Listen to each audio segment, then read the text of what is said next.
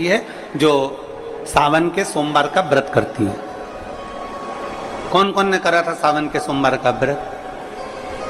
हमने भी करा था, तो हम भी उठाए। ठीक है, आप लोगों ने व्रत किया ना।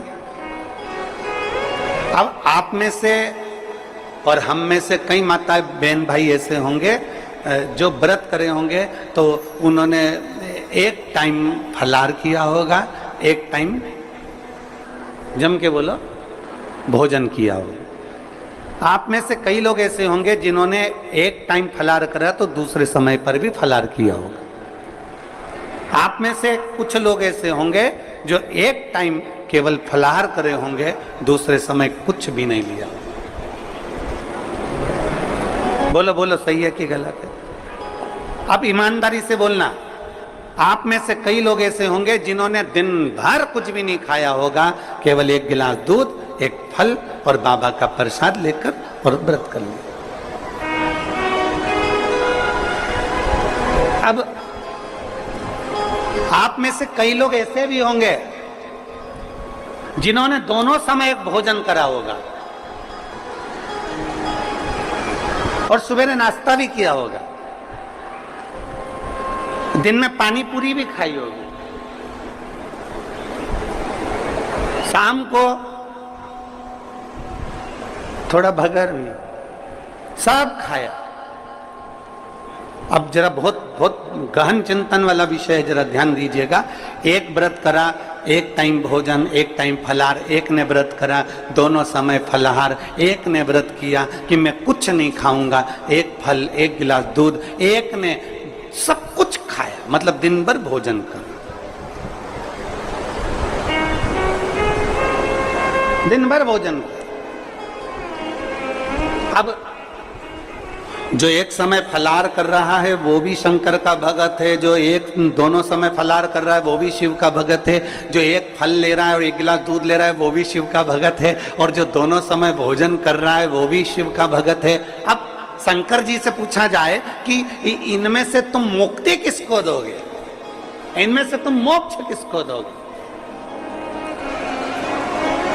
इनमें से सबसे पहले तुम किसकी सुनोगे, किसकी सुनोगे? तो भगवान देव महादेव का चरित्र कहता है माता पार्वती से, पार्वती भले तुम भूखे रहो मत रहो, पर इतना जरूर करो कि किसी का दिल ना दुखे, तो मैं प्रसन्न हो जाता हूं और वर प्रदान कर। तुमने व्रत किया ना किया, तुमने साधना करी ना करी, तुमने तप किया ना किया, तुमने उपास किया ना किया, पर इतना जरूर करो कि जिस दिन तुम्हारा व्रत, जिस दिन तुम्हारा व्रत है, उस दिन तुम्हारे मुख से अपशब्द ना निकले। जिस दिन तुम्हारा व्रत है उस दिन तुम्हारे मुख से आड़ा टेढ़ा ना निकले। जिस दिन तुम्हारा व्रत है उस दिन तुम अपने पिता,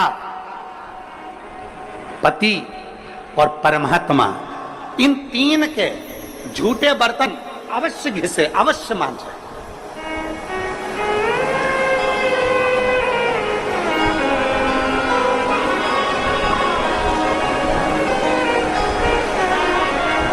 घर के सारे बर्तन मांजने वाली कोई आए वो मांजे, मना नहीं है, पर 3 बर्तन अपने को खुद मांजना चाहिए। पहले नंबर पर पिता के झूठे बर्तन, दूसरे नंबर पर पति के झूठे बर्तन, और तीसरे नंबर पर परमात्मा के झूठे बर्तन हमें स्वयं मांजना चाहिए, हमें स्वयं। क्या आप जानते हैं, कुछ मंत्र सिर्फ बोले नहीं जाते, उन्हें भीतर तक महसूस किया जाता है। जैसे शिव जी के इन 3 के बर्तन अगर दूसरे मांजते हैं तो आधे से ज्यादा वस्तु पर हक जो बर्तन मांजता है उसका हो जाता है। अब तुम समझ लेना अच्छे से, हम इसको बहुत विस्तार से नहीं कहेंगे। मालूम पड़े पिता के झूठे बर्तन अगर आप मांज रहे हो, पिता के सामने आप झूठे बर्तन उठा रहे हो, पिता के सामने आप बर्तन लेकर जा रहे हो, पिता के सामने आप उनके बर्तनों को मांज रहे हो, पिता के सामने आप उनके बर्तन उनके कमरे में उठाने जा रहे हो, पिता के सामने आप उनके झूठे बर्तन लेकर घिस रहे हो, मांज रहे हो, साफ कर रहे हो, तो पिता आपको देखेंगे तो उनके मन में आएगा मेरी बहू कितनी अच्छी है, देखो सारे बर्तन वो मांजने वाली मांजती है पर मेरा झूठा बर्तन मेरी बहू मांजती है, तो पिता अपनी तिजोरी का माल निकाल के चुपचाप से तुमको दे दे।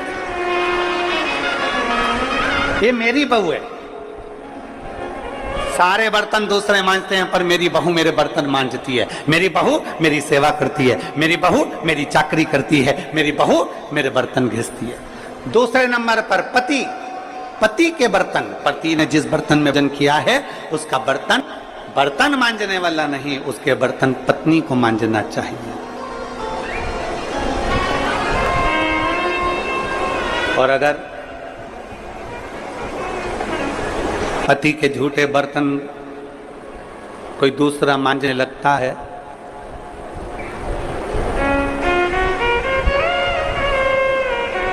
तो एक दिन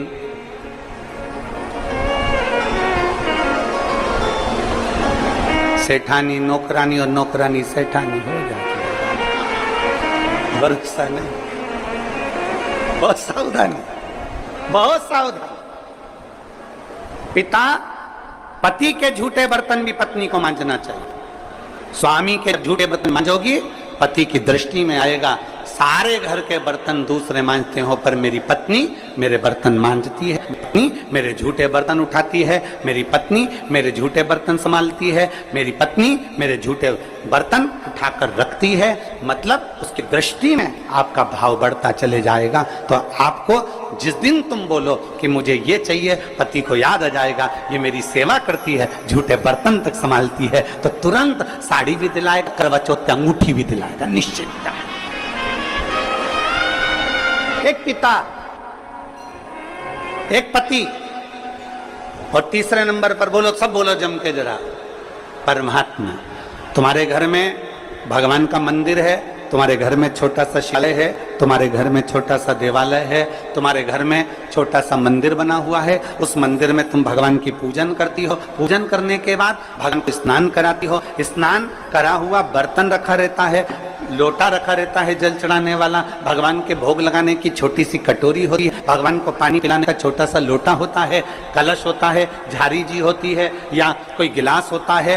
भगवान का बर्तन, परमात्मा का बर्तन घर की स्त्री को, घर की नारी को स्वयं मांजना चाहिए, वो बर्तन मांजने वाले को नहीं देना चाहिए, क्योंकि परमात्मा ये देखता है कि ये मेरे बर्तन मांज रही है, मैं इसको भंडार भर देता। पिता, सब लोग बोलेंगे कौन कौन के बर्तन मांजना चाहिए, जम के बोलो, पिता, पति और परमात्मा। इन तीन के बर्तन, इन तीन के झूठे बर्तन, इन तीन के झूठे पात्र का घिसना, झूठे बर्तन को मांजना श्रेष्ठ।